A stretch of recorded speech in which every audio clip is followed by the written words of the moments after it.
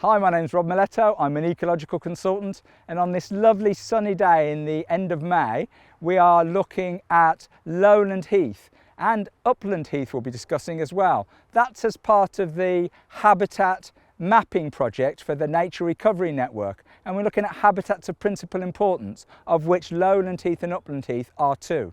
So heathland itself is generally quite easy to identify.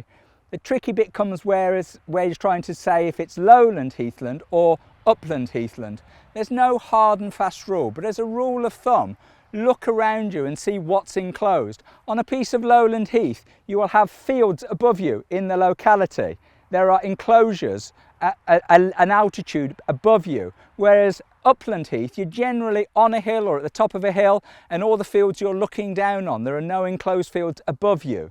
So identifying heathland is relatively easy. You're looking for areas of land that have at least 25%, a quarter, covering of heather and or gorse, and also bilberry is another one. But remember that if it's just dominated by gorse, which is the plant on my left here, then it's not heathland, it is gorse scrub. So heather is a plant that most of you will probably know. It has pink purple flowers later in the summer, and this whole area will be a mass of pink purple towards the end of July, beginning of August. But if you look closely at heather, you will see that it's got tiny little leaves all crowded around the stem, and if you're not sure, the dead flowers that you can see here and the tiny little leaves clustered around the stem are a good indicator of heather plants.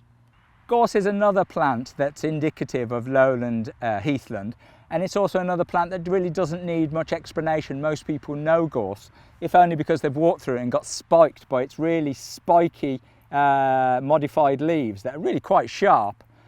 Most times of the year, pretty much all times of the year, it has at least some yellow pea-like flowers you can see here, and when those flowers go over into fruits, you have these browny green fruits that grow all over it. With the heather and the gorse, you will almost invariably find this lovely silvery grass called wavy hairgrass.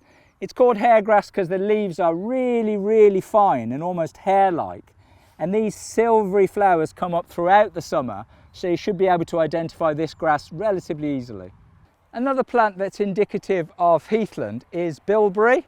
It's more of an upland species in Shropshire, so you don't find it so often on lowland heath. But in the uplands, you will see this plant that's got fairly standard oval-shaped green leaves. And when it's in flower, it's got a lovely bell-like purpley flower that you can see hanging under the leaves. And of course, come late July, August time, there's the little tiny bilberries there as well. So hopefully you've got a good idea now of what constitutes lowland heath and upland heathland hoppy.